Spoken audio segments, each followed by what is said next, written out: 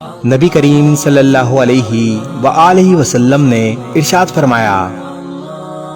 اللہ تعالیٰ فرماتے ہیں جس نے یہ جان لیا کہ میں یعنی اللہ تعالیٰ بخشنے کی قدرت رکھتا ہوں،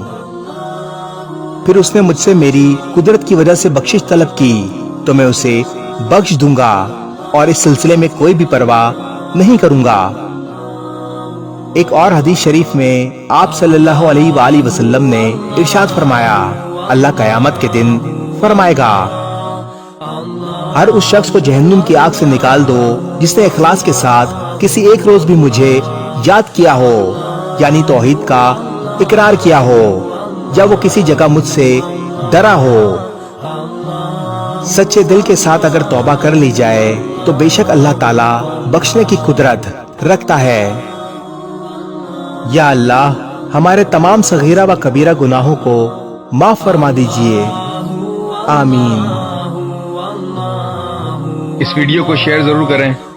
ہو سکتا ہے آپ کے ایک شیئر سے یہ بات کسی کے دل میں اتر جائے۔